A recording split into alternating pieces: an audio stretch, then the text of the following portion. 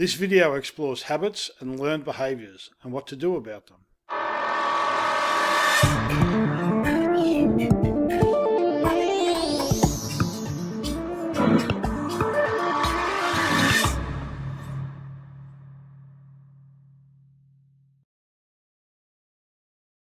William James said, "Could the young but realise how soon they will become mere walking bundles of habits, they would give more heed to their conduct while in the plastic state." Flowery language for today, but William James, whose dates are like 1842 to 1910, he was an American philosopher and psychologist, and he was also trained as a physician. He was the first person to teach psychology in the United States. And he's basically saying that when you're young, you realise that soon you would just become a habit-forming machine or a habit-enacting machine. Then you'd spend more time when you were younger being more careful about what habits you formed. The main thing I want to focus on is this plastic state. And the plastic state is a psychological term about brain development. There's the saying we've all heard, you can't teach old dogs new tricks. Or you might have heard the saying, old habits die hard. And what we're basically saying is that once a dog, like the old dog's new tricks, once a dog gets a certain age, everything it's learnt has been permanently fixed into its brain and it can't learn anything else. You can't teach it something else. It's a theory called the fixed brain. The psychologists, medical researchers used to think that the brain was plastic up until about the age of 7. It was able to be changed and you could learn and it would be malleable up until about the age of 7, and then it would become fixed. That the brain was incapable of forming new connections. Remember the neurons connecting one neuron to the next through the dendrites and the axon terminal and that creates neural pathways. So as you go from one neuron to the next, to the next, to the next, to the next, to the next. And remember that the neurons are physically connecting and that those neurons physically connecting create conceptual connections, the associations in your mind. We used to think that once they were established up until about the age of 7, we could freely establish new neural pathways. But beyond that age, that we were no longer in the plastic state and our mind was fixed. This is what repetition and practice is all about. Repetition and practice is about, as you repeat something over and over, in this case like playing piano. One of the reasons you play scales when you learn to play the piano, one of the reasons you do scales is to repeat certain movements. And as you do a movement, certain neurons fire in your brain, certain patterns of neurons fire in your brain, a neural pathway, a particular stream of neurons fire. And remember, we're talking about thousands or hundreds of thousands or maybe even millions firing all at the one time. As they fire, the more often you practice, the stronger the connection becomes between the neurons. And this is when that myelin sheath gets developed. Eventually, if you keep practicing the same thing over and over and over again, if you keep repeating the same thing over and over and over again, the brain actually creates a myelin sheath, which makes it even more efficient, more electrically efficient, and more able to fire that specific range of neurons.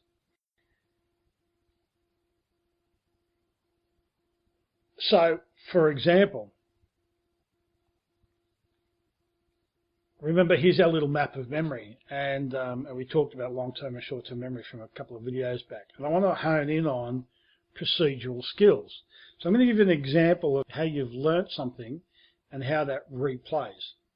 So we're going to look at a procedural skill, and the specific one is making a cup of coffee. So here's what I want you to think of.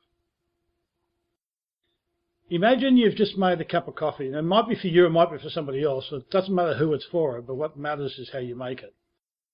You've just put some sugar in the coffee, and you're now stirring the coffee. So just for a second, imagine that you're actually stirring a cup of coffee that's right in front of you.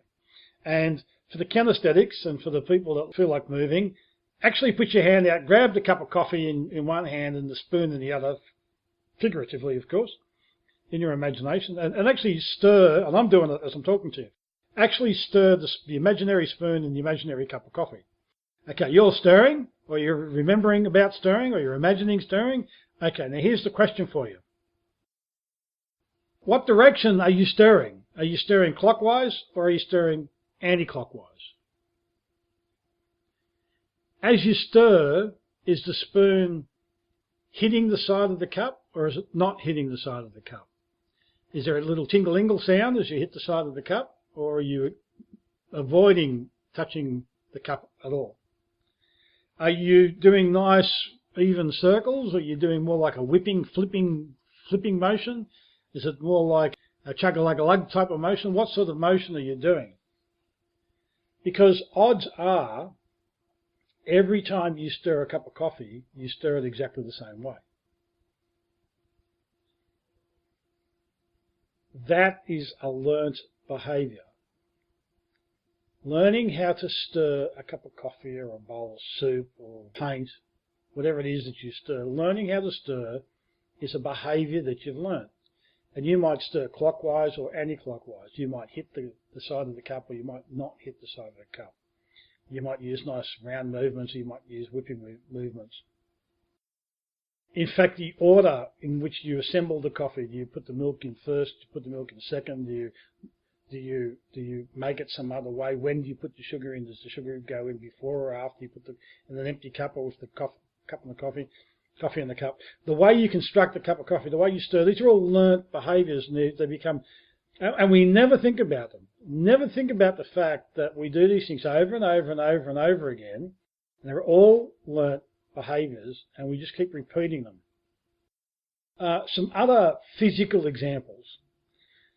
When you put your socks and shoes on, which sock and shoe do you put on first? You put your left sock on first, or your right sock on first? Do you go sock, sock, shoe, shoe, or do you go sock, shoe, shoe?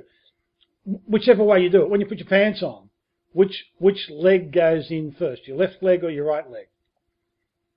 When you brush your teeth, I guarantee you, every time you brush your teeth, the range of movements, do you start on the left and work right? Do you do the outside before you do the inside?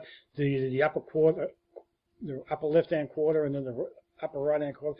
Whatever, however it is you brush your teeth, you would probably generally repeat the same pattern of movements over and over and over again without thinking about it.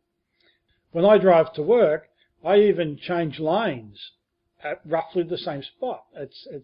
I'm not just driving down the same route. I'm actually changing lanes at the same spot on the same road at the same time, each time I drive.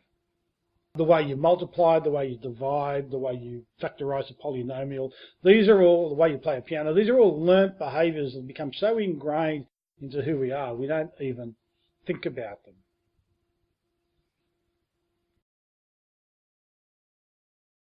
In my ebook, I talk about the fact that my mum, who hadn't ridden, that was the bike. My mum got on that bike a couple of days after I got it, and she took her for a ride. She hadn't ridden a bike in about 30 years, and yet she could still remember. She could still remember how to ride the bike. But what we've discovered is, back to William James, he talked about this plastic state. He said we need to learn all these behaviours whilst we're still in the plastic state. Well, modern neurobiology tells us there's a feature of the brain known as neuroplasticity. Neuroplasticity is the brain being in a plastic state. It refers to the brain's ability to reorganise itself and form new connections and new pathways in response to, well, a variety of things. Neurological damage, brain damage, but also learning new skills and creating new memories. Creating memories and learning things is the brain creating new connections. Remember, the neurons are just electric switches. It's the connections between the neurons. That's what learning is, creating new connections between the neurons. That's what learning is. And the process occurs via the increases in the number and density of neurons, dendrites, synapses, and also the proteins in the cells, which we haven't talked about yet. Old dogs can learn new tricks. Old dogs can learn new tricks, but it takes a little bit of effort. You learn it through neuroplasticity, and partly what you need to do is unlearn some of the old tricks. But we don't stop learning at age 7. It just doesn't happen. As long as we continue to, the brain has the capacity for neuroplasticity, we have to use that capacity. So I'll give you 2 examples of things that I unlearnt. 2 things that were habits, strong habits, that I unlearnt. And in fact, I had 2 of what are considered to be the most difficult habits in the world to end. I had both of those habits, and I managed to easily break them. The first was biting my nails. I was born into a nail-biting family. Dad bit his nails terribly, down to the cuticle. He would bite his nails. My brother and my sister bit their nails. I bit my nails, and Mum didn't bite a nail. She was the only one that did, but everybody else did. And all through my childhood, I was constantly biting my nails. And I had these ragged, terrible, rough, yucky nails. And now this is a completely unconscious behaviour. You're sitting there watching TV, and next thing you realise you've got your fingers in your mouth. It's just like you don't think about it. This is such a deeply unconscious behaviour. It's a very difficult behaviour to break. Now, if you've read my book, you know the story and why the picture. I bit my nails until I was 22 years of age. And at 22 years of age, well, at 21 I got engaged, and I got married at 22 years of age. And a month or 2, 3 before the wedding, I was standing up near the backyard, in the back veranda, that back patio there, right beside the laundry. And I was sort of gazing at the laundry window, and I saw my reflection in the window. How's that for an episodic memory? And I was biting my nails, and I could see the reflection of my nails in the window.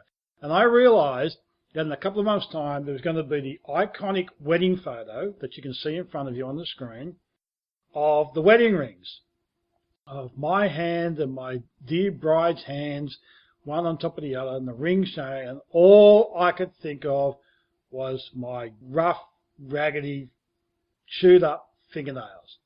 And I visualised the picture you see in front of you, which is not my wedding picture, by the way. This is a stock photo. But I visualised that picture as I was looking at the reflection, and all I could see was my nails, my raggedy old nails, and what a horrible picture it was. And I instantly stopped biting my nails. I took my hand out of my mouth, and I never chewed my nails again. And that was 32 years ago, and I've not bitten my nails since. I instantly changed a habit of a lifetime through one decision. Similar was my decision to give up smoking. I was a smoker. I started smoking at about 17 years of age, 16, 17 years of age. As soon as I left school and went to work and started working, actually I think it was a bit when I got my car, and I think it was probably when I met my first girlfriend, who ended up becoming my wife. Maybe that's why I started smoking. Who knows? I started smoking about 17 years of age, and around about 18 years of age I decided to give up smoking, which I couldn't do. And about 20 I decided again and failed, and about 25 I failed to try it again and failed. And most of my life is a story of, early life is a story of me smoking between periods of trying to give up smoking. And sometimes I'd give up for a couple of weeks or a couple of days. And in fact, there were times when I tried to give up that my wife actually pleaded with me to start smoking again, because I was such a horrible person to live with. I was in such a bad mood, and it was so difficult. My wife said, I would prefer you smoke. And I guess I think about it now. I prefer you smoke and die. Maybe that's what she wanted. I don't know. She preferred that I smoked rather than give up the smoking, because of just how horrible a person I was. I smoked for close to 30 years. I smoked for close to 30 years. I smoked up to the age of 37. I think it was 30 years. Maybe 36, 29 years. And I've tried hypnosis, I tried patches, I tried acupuncture, I tried cold turkey, I tried tapering off, I tried the gum, I tried the medication, the tablets that you get from the doctor. I tried it all, and none of it worked. I could not give up smoking. And then one day I'm walking down the street, cigarette in my hand, and I had a half packet of cigarettes in my pocket. And I'm walking down the street and I took a drag of the smoke and I go, what the hell am I doing? Why am I having this cigarette? I don't want to be smoking. I don't want to be a smoker. It's the last thing in the world I want. I'm going to die because of this smoking. My dad died of lung cancer and I was absolutely fearful that I would end up having lung cancer. And I thought, why am I doing this? I looked at the cigarette smouldering in my hand and I walked up to the closest garbage bin. I put the cigarette out.